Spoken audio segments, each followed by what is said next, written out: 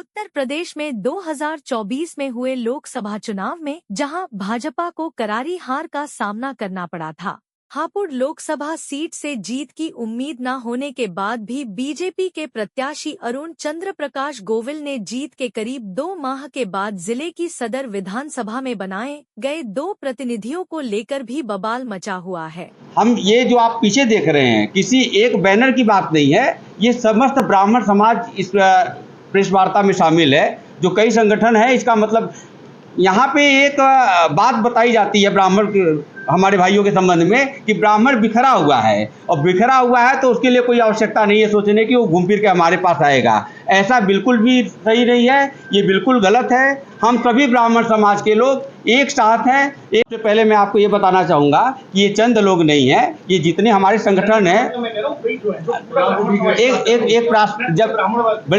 एक मिनट सुन लीजिएगा। जब प्रेस वार्ता होती है तो उसके प्रतिनिधित्व करने वाले ही वहाँ पे होते हैं जिनको उस संगठन से भेजा जाता है। तो यहाँ पे जितने भी बैनर में नाम लिख रहे हैं, सारे बैनरों के लोग यहाँ पे उपलब्ध हैं और इससे अधिक भी हैं, क्योंकि अचानक से ये बैठक बुलाई गई है। ये आपातकालीन आपकी वो प्रेस वार्ता है, पहले से मैनेज होने वाली नहीं है। तो आपने कहा ना कि पहले से मांग क्यों नहीं रखी। हमें इस सरकार पे और इस संगठन पे पूरा भरोसा था कि हम मांगे क्यों, कि आपको दिखना चाहिए ना सामने से। अगर हमको बताने की आवश्यकता पड़ जाए कि आपको क्या करना है, फिर आपने कहाँ से सही निर्णय लिया है। मुझे मालूम था कि चूंकि इतने सारे वोट बीजेपी को मिल रहे हैं और तन मन धन से, आपको एक बता दूं, जब हमने कहा कि माननीय अरुण गोविल जी का प्रोग्राम एक ब्राह्मण समाज के यहाँ भी होना चाहिए, तो हमको बताया गया कि इसकी आवश्यकता नहीं है, ब्राह्मण समाज तो वोट देगा ही देगा है, जो नहीं देते उनके यहाँ करवा देते हैं।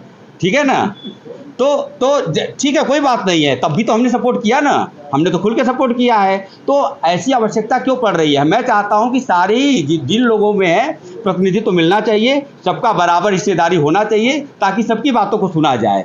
ब्राह्मण की बात इसलिए कर रहा हूं कि ब्राह्मण को नज़रअंदाज बिल्कुल किया जा रहा है। आप देख रहे हैं संगठन में भी ब्राह्मण का प्रतिनिधित्व तो नहीं है। आप ध्यान दीजिए, आप लोग जो है, तो ब्राह्मण समाज का इसलिए बार बार बात उठ रहा है कि ब्राह्मण जो खुल के दिया, कुछ वोट बैंक तो ऐसे हैं जो मालूम भी नहीं होता है कि उन्होंने दिया कि नहीं दिया, लेकिन ब्राह्मण समाज के वोट को गारंटी हम लेते हैं कि उन्होंने वोट दिया है। आप बूथ लेवल से उसकी इंक्वायरी करा लीजिए। मेरा नाम मुकेश सैनी है। मैं सैनी महासभा उत्तर प्रदेश का मेरठ मंडल अध्यक्ष हूँ।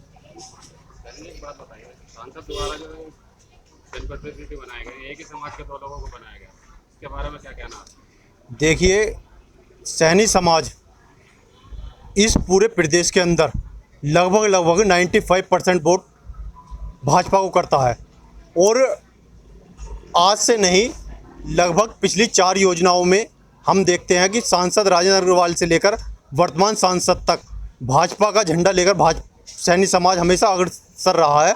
और इस देश के अंदर लगभग 65% जो अति पिछड़ों की आबादी है वह भाजपा को वोट करती है। लेकिन उसके बावजूद भी यदि हम देखें, पिछली 3 योजनाओं में राजेंद्र अग्रवाल जी सांसद रहे हैं और वर्तमान में कोविंद जी सांसद हैं, लेकिन आज तक पिछड़े समाज का सांसदों ने कोई भी अपना प्रतिनिधि नहीं बनाया है, जिसका सैनी समाज विरोध करता है। जैसा कि आप जानते हैं कि सैनी समाज के अलावा जो बात करें 65% आबादी लगभग पूरे प्रदेश के अंदर अति पिछड़ों की है, और 15% आबादी जनरल कास्ट की है। लेकिन उसके बावजूद भी आज तक सैनी समाज या प्रजापति समाज या पाल समाज को कभी भी किसी भी सांसद ने अपना प्रतिनिधि नहीं बनाया है, जिसके लिए हम विरोध दर्ज कराते हैं। और हम चाहते हैं कि सैनी समाज से इस बार कोई भी जनप्रतिनिधि बनाया जाए सांसद द्वारा। मेरा नाम अमित कुमार सैनी, सैनी महासभा उत्तर प्रदेश में जिला अध्यक्ष कोषाध्यक्ष हूँ।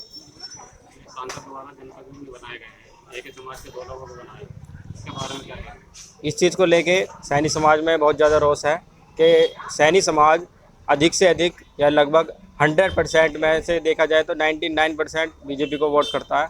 लेकिन जब देने की बात आती है, आज देने की बात थी तो आज हमारे हाथ में कुछ नहीं है। तो उस चीज़ को लेकर सैनी समाज के अंदर रोष है कि हमारा जनप्रतिनिधि क्यों नहीं बनाया गया। आपका नाम? संजय पाल धनगर महासभा जिला अध्यक्ष हापुड़। सांसद द्वारा जो जनप्रतिनिधि बनाए गए जी, दोनों एक ही समाज के हैं। हाँ जी, इसके बारे में आपका क्या कहना है? ये बहुत ही गलत किया। इस तरह से अगर भाजपा कर रही है तो ये या तो एक समाज को प्रतिनिधि देना चाहती है, हमेशा ओबीसी समाज जैसे पाल, प्रजापति, कश्यप, सैनी समाज है बीजेपी को 99% वोट करता है, लेकिन बीजेपी इस तरफ ध्यान नहीं दे रही। अब यहाँ का सांसद भी वैश्य समाज से है और प्रतिनिधि दोनों बनाए वे वैश्य समाज से हैं। ओबीसी समाज को कुछ नहीं मिल पा रहा, जो कि गलत है। और इस समाज में ये जो 2 प्रतिनिधि बनाए हैं इसका विरोध करते हैं हम। इन्हें क्या करना, 2 प्रतिनिधि बनाने अलग अलग समाज से बनाने थे।